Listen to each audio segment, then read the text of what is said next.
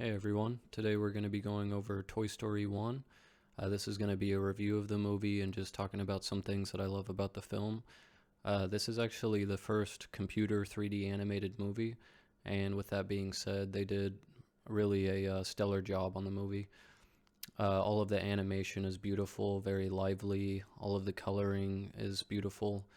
Um, Really, to start off with, that is one of my favorite things about the movie is just how lively the characters are.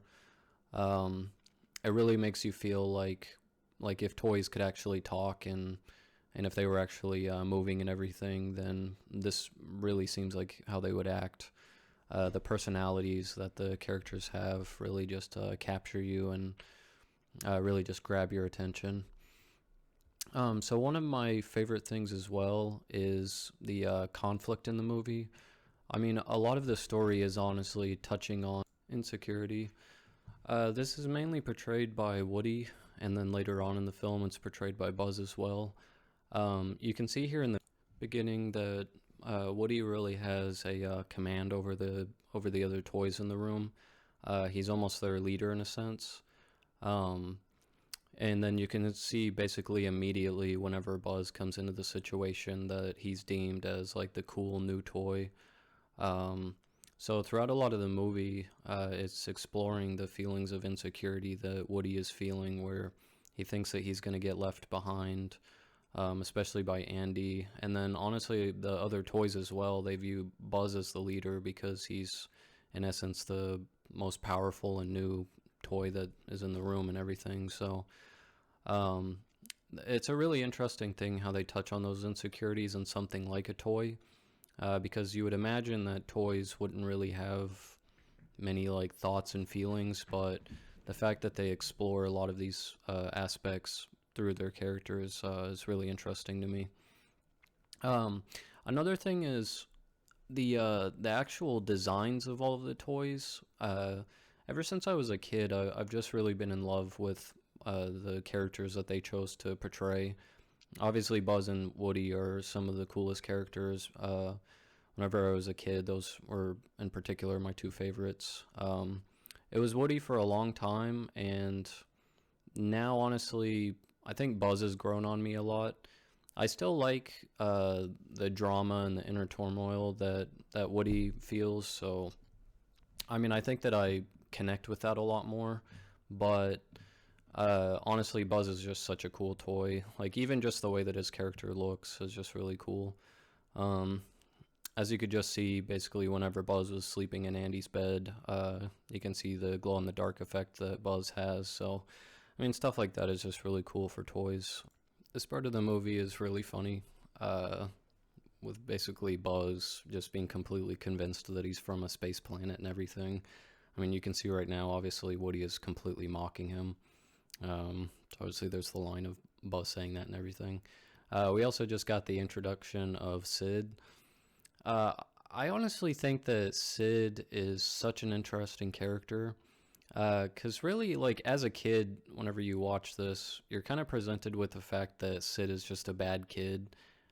He's obviously, like, taking apart some of his other toys and making, like, amalgamation, like a Frankenstein's monster, in a sense.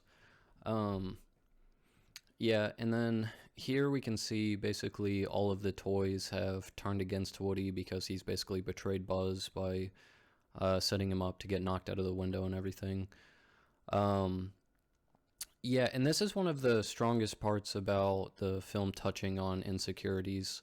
It's like it's one thing for Buzz to have like these inner insecurities, but for him to like fully act out on those, I think it's a lot stronger for his character, which obviously it's one thing to imagine that obviously he should just drop the situation and just face facts and realize that over time Andy's going to get new toys and everything. But the actual fight that Woody puts up is I don't know. It's a really interesting story device and everything.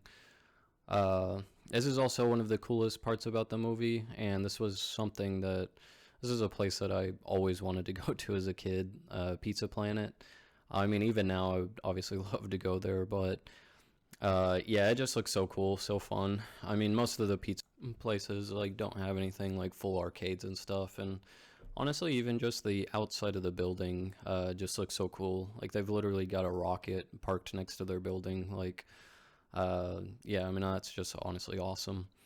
This was another thing that's always been one of my favorite parts is just those little green aliens. Uh, I don't know, they're so goofy but so likable. And honestly, even just like the bright green, like bright neon green coloring that they have is so lively, and yeah, they're just really strange characters, and I really like them. During this part of the movie is whenever we get the full introduction to Sid's character. We were kind of viewing him from afar earlier, kind of viewing him through the fear that was exhibited through the characters whenever they're just simply seeing him in the backyard. But I mean, you can even see right now, like Woody is literally shaking, like seeing the amalgamations that Sid has put together, and just simply being in his room is probably terrifying. You could see in Pizza Planet whenever Sid was um, basically had picked Buzz out of the claw machine. Woody was literally trying as hard as he possibly could to keep Buzz from being pulled out, and then obviously Woody ended up getting pulled out as well with him. So you can really see the fear that's like imbued on them by this Sid character, which I think is really interesting. To go back to Sid's character, yeah, I think that he's misunderstood. I think, like I said, whenever I was a kid and watching this, it's easy to just see that he's a bad kid and has made these like crazy creations and he's like torturing the toys and stuff. Um, but now that I've gotten older, I think that I have completely changed my perspective on Sid. I think really he's just a kid that is expressing himself. Like he just simply likes destruction, but not in like a bad way. I mean, he's never like really hurting people. Obviously, he like I think nags his sister and stuff, but it doesn't seem like he's like genuinely a bad kid or anything. And it's honestly interesting his level of like ingenuity. Like honestly, more so now I see him as a creative kid. Like he doesn't like just simply having his toys as is, like Andy does, where he keeps them all like just in the condition that they came in and everything, and he just plays with them like regular toys. Like Sid just seems more creative to me, where he's taking these toys and basically making his own by mixing and matching different parts of them, and he just likes, you know, crazy looking toys. So yeah, like I really don't think that he's a bad kid. I think he's simply just having fun with his toys, which really is the soul of the movie, is just like having fun. Uh, Obviously, it instills like the fantasy, and I myself included had that fantasy as a kid of like, what if toys came to life and everything, and what if they could talk to you and be like your friend and everything. I mean, obviously that doesn't happen. Like Andy doesn't actually become friends with the toys and everything. Like whenever he comes into the room, obviously they're all like playing dead, but just for the fact that the toys can move at all and everything, I think is really interesting. And obviously that's something that I think all kids would love to have, is toys who are like actually had come to life.